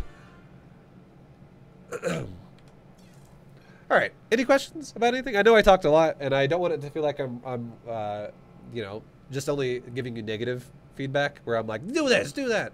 Overall, you have good game sense, I think, for the most part. It's just the mid game for you is your weakest point, I think. Yeah, since it goes on with like just the overall theme of StarCraft in general, like you can't be wishy-washy, like, oh, I'm gonna like do this, do that. You really can't. A little bit of this. You cannot. It's like, you know, spend the first part of the game droning. That's all I'm going to do is drone, like a little bit of defense. Then it's like, okay, now it's time to make an army. Like now I go hog on army. Yeah. But yeah, I think recognizing that and then getting the comfort to do that is something that will take practice. Yeah, yeah. All right, I'm gonna invite you to this game. I just want to give you this is a build that you should save. Honestly, save the replay, and you can use this as an example for yourself for. You know, how you could play it out. And I'll just give you a choice too, because I did say there were two of them. Do you want to play Roach Hydra into Lurker, or do you want to play Roach Ravager into Lurker? So I think generally I'm more comfortable being aggressive. I used to play like a really heavy Mutalisk style. But, you know, I've just kind of, like, diversifying my playstyle, so I stopped making as many Mutalisks. Okay, so I'm going to have you be, if you're comfortable being aggressive, you should definitely be Roach Ravager. That's definitely better. I think Roach Ravager is overall better anyways. I think Roach Hydra into Lurker is the weaker option, even though it's still viable. The reason why I say it's the weaker option is because it requires more out of you to make it successful.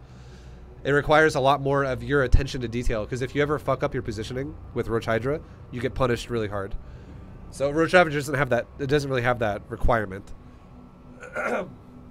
So I guess just do your best to play the best ZvZ you can. You can apply shit that we just talked about. I don't really care how you play. Just try to do your best. And I'm going to do what I just explained to you. I'm going to do what we just talked about. And then we'll go from there. Like, I'm going to make a Bane Nest. I am going to make defensive play. I am going to go Roach Ravager. I am going to do a timing against you. I am going to then, if the game is not ended yet, I am going to then go into Lurkers as well, with also Hydras. And then if the game still hasn't ended, then I will actually make Viper. Because again, Viper is a last resort. It's not your go-to. That's like harder to micro, and I mean, it is an option. It should be an option if you get to that point, but that is like, I feel like, especially in Diamond League, only like 1% of your games should be getting to that point, or like maybe like 3%. Like a very low number of games should get there. And the only reason why they're getting there, a lot probably, is because you're both letting it get there, because neither one of you had any assertive mid-game, if that makes sense. Cool. Alright, you ready? Yeah. Alright, good luck, man. Do your best. I'm gonna mute this microphone. Yeah, sounds good. Alright guys, I muted myself too, so he doesn't have to hear me talking. I don't want to distract him. And then after this, we'll go to, you know, normal streaming after this. What's going on? I'm giving this dude an example build. I'm doing a coaching lesson right now. It's almost over. After this game, it'll be over.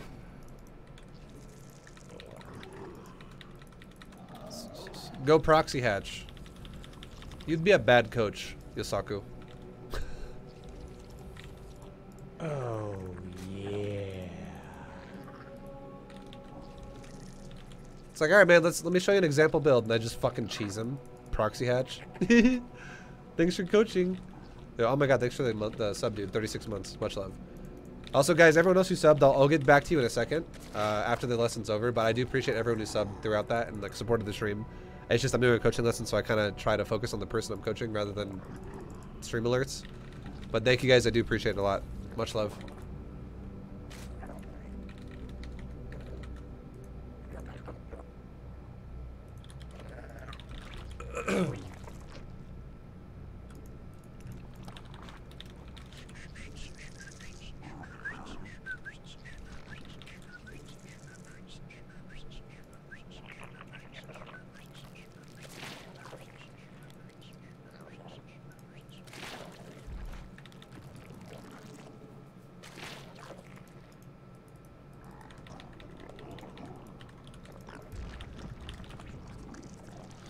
Can ViBE beat Pig? Yeah. Pig is better than me, but I have the ability to beat him. Pig and I used to be, I would say, on equivalent terms of skill, but I think he's surpassed me because I think he puts a little bit more effort in the game still than I do. I'm a bit lazy with how I upkeep my skill at this game anymore. But Pig is very formidable, and he is better than me right now.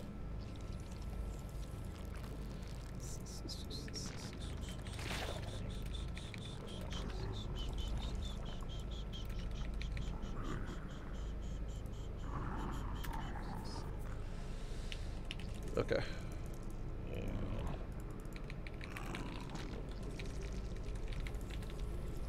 Gotta be sick of comparison questions. Oh, I 100% am sick of those questions. But it's streaming and, you know, it's whatever. It's because you always have to justify, like, why they're better than you. Because if I am gonna go full tryhard and Pig is gonna go full tryhard, I don't think that I can't match what Pig can do.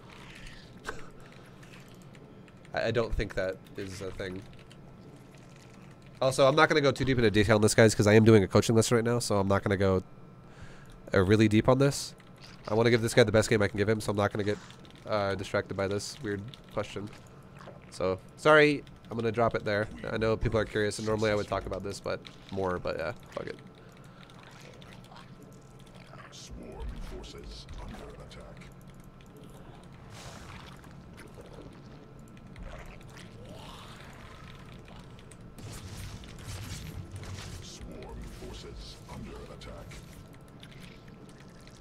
Okay, so right now I see he's making drones. It's really what you want to see.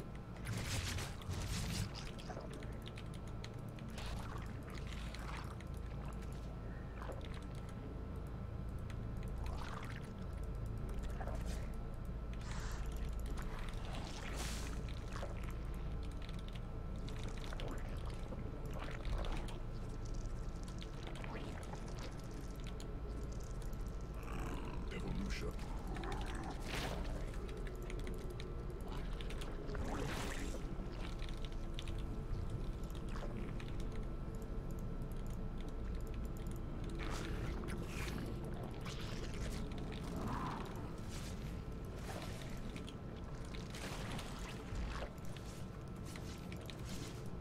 Enemy assaulting drones.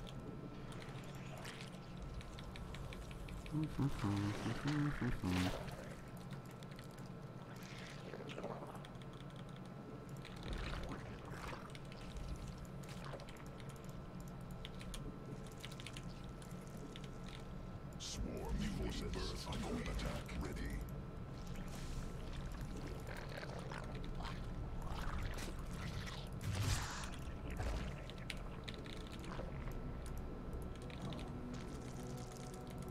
Swarm forces under attack.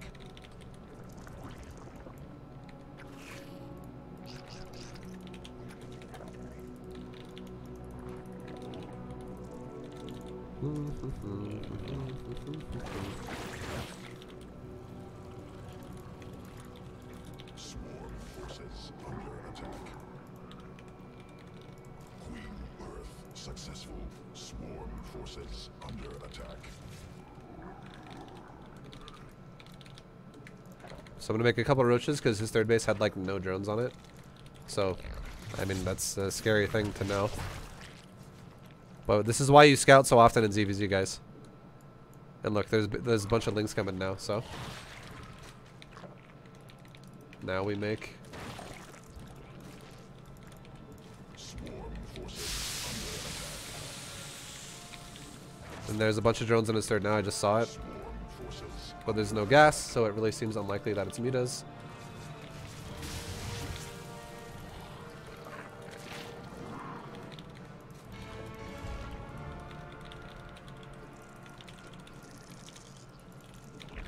And now we just max out on fucking Forces under attack. roaches. Sequences spun. Let's make an overseer now too to go scout his base. Just make sure he's not going to go for a spire.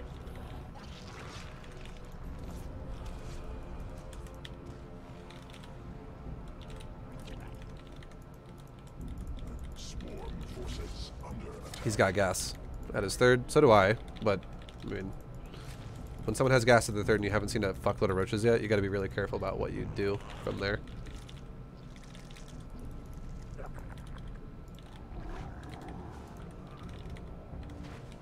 Swarm forces under attack. He's making roaches. Okay, like a lot more. If he's still making roaches at this point, like it's seeming more like a roach style. Swarm has evolved. And at this point now, I would say we could definitely make like 4 Ravagers, like I told him, because we have the extra gas to do it. Attack. And we can go into, what's it called? Overlord hunting, if we see them anywhere. Make an Overseer as well.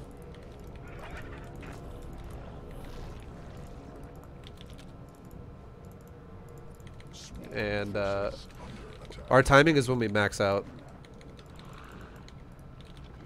which is soon-ish. Swarm forces under attack. Like 180 plus, at least. Makes no sense to move out super early.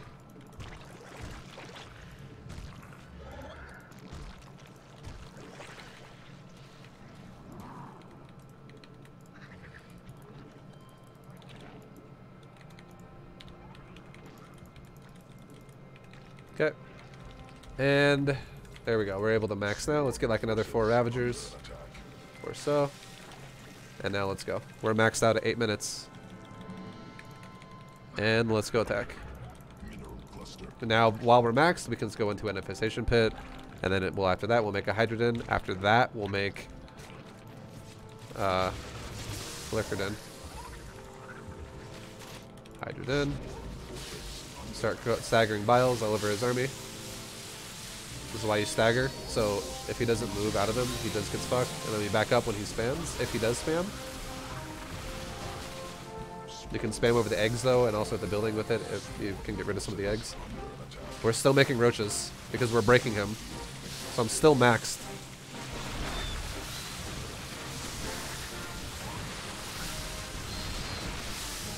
We're just gonna kill the third now. Make a hive while we're looking at his base, because we know the hive's on the way. And now watch the gas. When I get 150, we'll make a lurker den. So we got lurker den, go.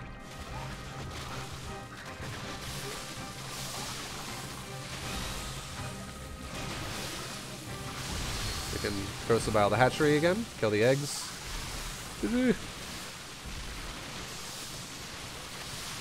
Alright. So I'll really quickly break this down, just like a very quick rough version, because it's kind of the shit we just talked about. Wait, hold on, I just jumped back on. Sure. I was just saying I'm just gonna break it down really fast. Like this will be super. It's not gonna be super thorough again like last time, because you know it's gonna take forever to do that. But I'll just, this is gonna be like a fast forwarded, like super quick breakdown. And we're just gonna we're gonna compare drone counts and supply counts. That's the main one, because it's really what's important. So the build I opened with this game was a 16, 18, 17. This, what in my opinion is the super standard version of ZvZ. And then I switched this into the double gas drone. I pulled one off when I got speed. I went into a baneling nest, took my third with it, and I went into like minimal lings with scouts on you repeatedly, so I really knew what you were doing. I kept sending a ling into your mineral lines over and over and over, and that's all the lings really do, while I made drones because I didn't see anything that looked threatening. And then I went into roaches, and then I maxed out on Roach Ravager, and I maxed out right around 8 minutes. And then I switched into Lurker Hydra Lurker Hydra Hive after I maxed on you. And then because it's not like all my money is going to make the buildings of Lurker Hive and Hydrogen at that point in time. It's not going to spend all my gas that's spare there. But I did keep making roaches because I was breaking you. So I have the option to do that. Like if I see like, holy shit, these fights are going really well for me, I'll just keep making roaches. Because I can keep breaking you. I don't have to go lurker if I don't really... If I can't break you, then I go lurker. But if I can break you, I should just keep making roaches. So like right now, I'm scouting you, seeing what's going on. You look like you're not playing super crazy, which is totally fine. Wait, hold on. What's I'm up? not in a replay. No, you shouldn't be. Just look at the stream really fast. Again, I just want to make this really fast. I don't want to make this take too long. Yeah, hold on. I'm not on the stream. Okay, well, it's all good. I mean, I'm still thoroughly talking about it, and I'm also going to give you a VOD as well. Okay.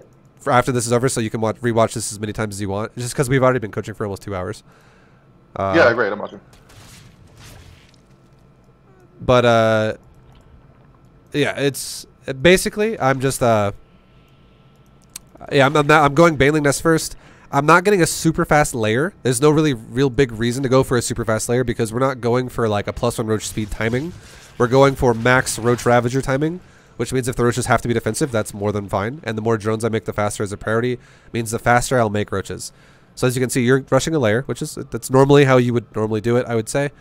You're taking your Evo chamber, you're taking your roach horn, taking your bane nest all at the same time. So this is the moment when I would say if I were to pressure with a lot of lings early on, there's still that moment where you're gonna die. Like it's a very scary moment where this could kill you, because not having access to banes early is, if someone plays the low eco style and makes mass slings, that is a threat at this point in the game.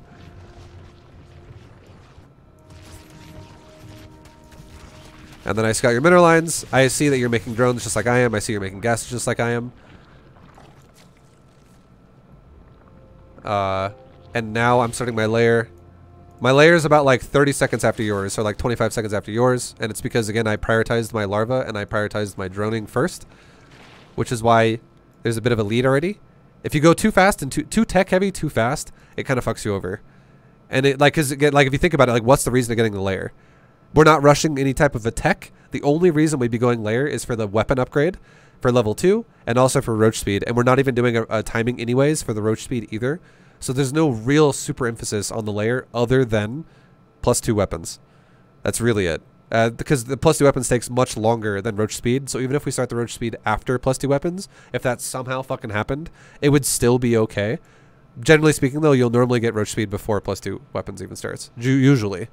But even if it was later, is all I'm saying is it would still be fine, because we're not going for a timing until we max.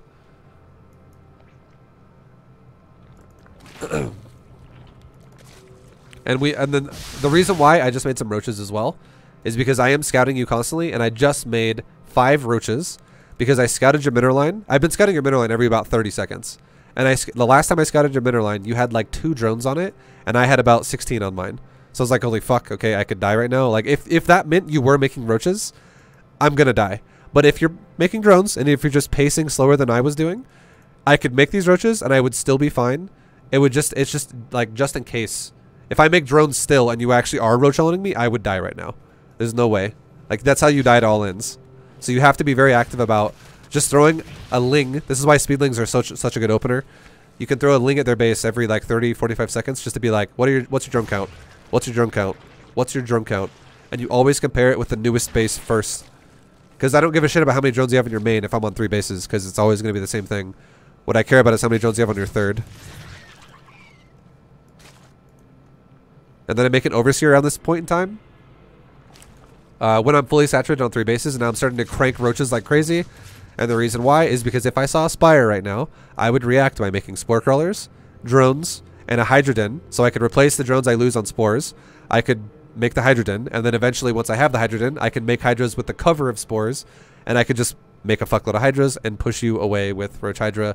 And if you don't ever get off metas, I have a potential to maybe kill you on roach hydra if you haven't done any damage to me.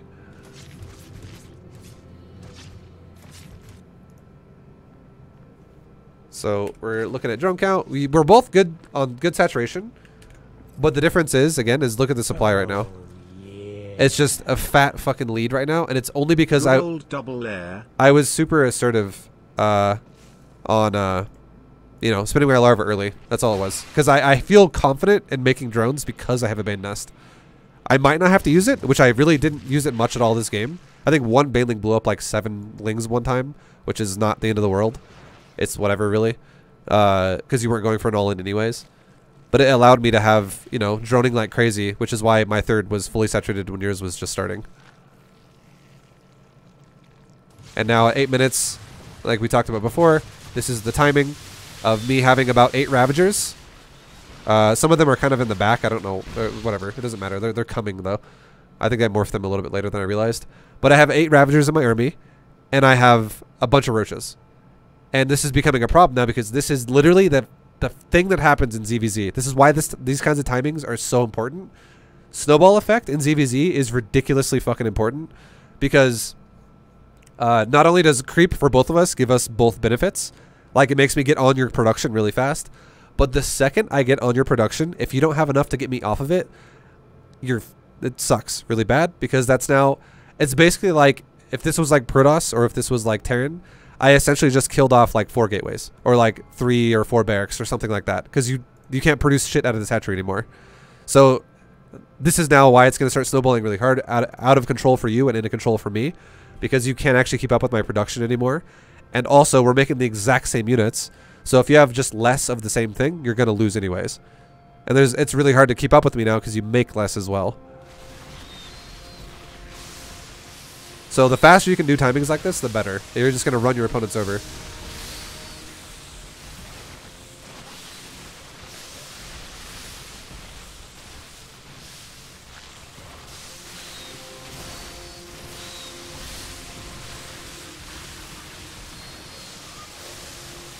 Yeah, honestly, this is how I think a lot of your ZvZ should look. It's just like the Roach Ravager timing. Just if you see it's working, just make more roaches.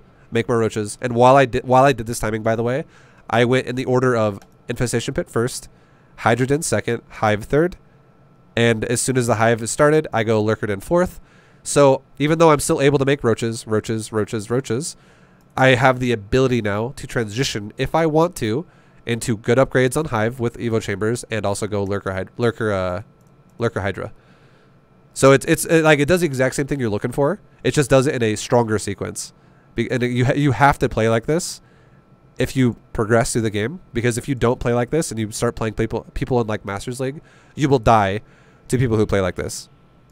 If you wanted my honest opinion, I would say being able to play just like the timing I did here, just Roach Ravager, and just keep making roaches all game until the game is either over, whether you lose or whether you win. That is a skill that every Zerg is required to have to be able to be in Masters League, and that is a skill that some players, even in Grandmaster, have that they only rely on. Like there are some Zergs in Grandmaster League that literally do this every game, and that's all they do.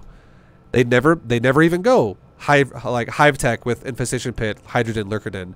They just go 2 base, or not 2 base. They just go tier 2 layer, Roach Ravager all game. That's all they do, and it works. It's really fucking strong because if you don't play this way, you're gonna get run over by people who do play this way. If you're playing a Roach style, and then if you can actually start being comfortable about doing what I did here, which is transitioning into Hydra Lurker, that's a GM quality right there. That already GM quality. And if you can actually also be comfortable, then adding on Vipers to that, that's like pro level quality.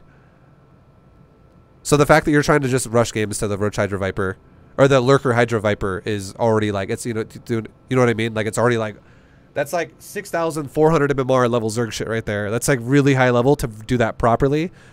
It's not required. But it's easily something you can transition into if the game progresses to a later and later stage. So okay. Final thing is, any questions? How do you feel about everything? How you feeling? No, that's great. Yeah, like I said, the Roach style play I think is a little bit newer for me. Yeah. I'm trying to lean less on Mutalisks because I feel,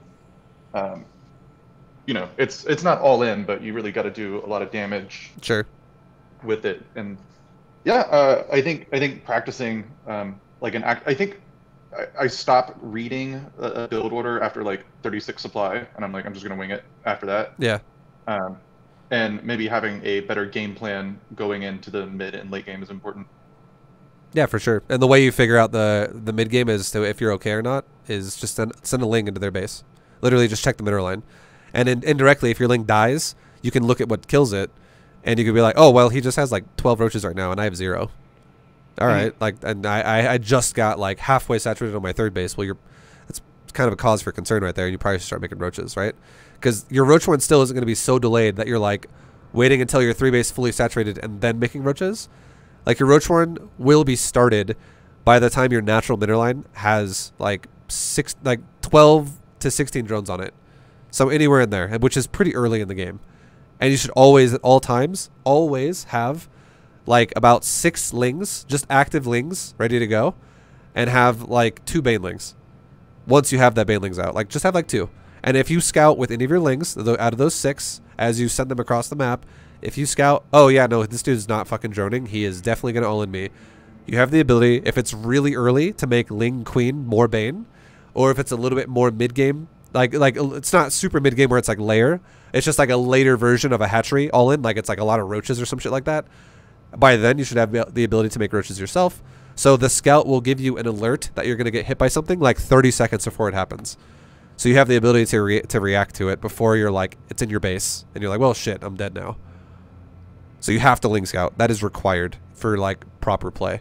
Because the reason why I told you before this game started, when I was like, do whatever you want, play however you want, I don't care. Like, you can do whatever I said, you can do your own style, play your best ZvZ you can.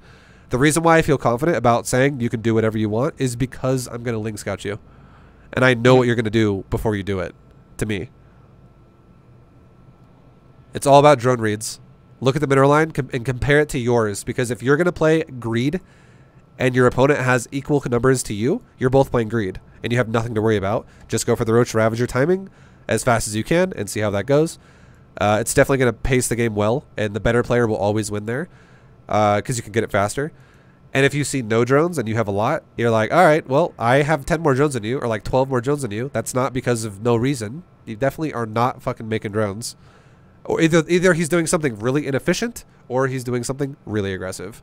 And if it's either one of those things, if you just make a little bit of defense and scout him again, you're fine. Because if you scout him again and you see now, oh, what the fuck, he made drones, and I just made 5 or 6 roaches to defend myself just in case he was about to attack me. Who gives a shit? You just go back to making drones again then. That's why you have to repeatedly scout. You only have to scout like this repeatedly until you're fully saturated on 3 bases, and then it doesn't matter anymore. And then from that point, all you do is you make roaches. And then it doesn't, if you get attacked while you're in the phase of making roaches, it doesn't matter because you're making roaches anyways. And at that point, that's when the last thing I did for scouting was at that point, I scouted your base with a Overseer just to see, because I hadn't really seen a lot of roaches out of you yet, so I wasn't 100% sure what you were doing. So I was like, is he possibly going for a Spire? And the Overseer saw no Spire. So I was like, yeah, fuck it, Roach Ravager. I don't need to make an early Hydrogen. I'm fine. That's the whole thing. That's all of it. Like, you can be creative about how you attack. There's a lot of other ways you can really alter this build and advance it. Like, for instance, having a Drop Lord with 4 Roaches in it.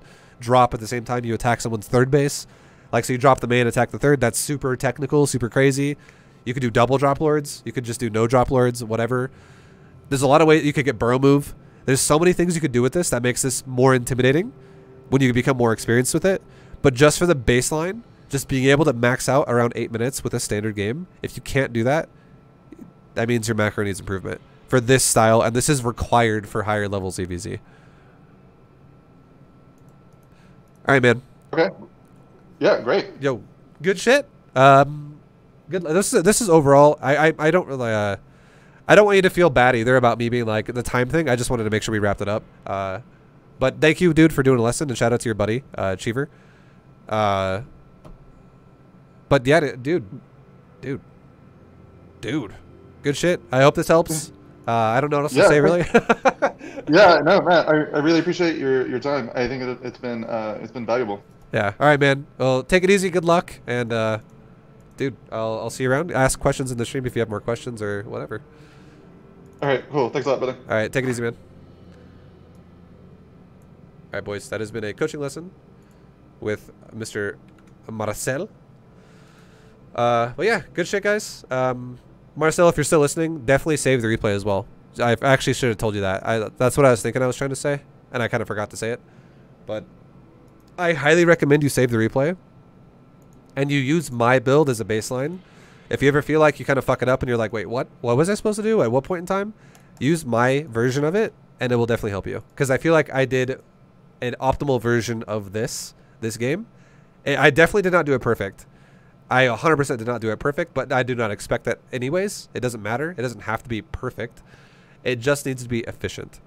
And if you can do that, there's the replay for you to always use as a reference. But much love, guys. Thank you for watching this. Thank you for watching the coaching lesson. I have lots more like this. Like I always say, go check out more if you're interested in getting better at StarCraft. I do this for every race as well. It just maybe might be a little bit harder to find Protoss and Terran stuff because I am a Zerg main. But take it easy, guys. Good luck, and I will see you guys in the next one. So until then, peace out, take it easy, much love, and good luck.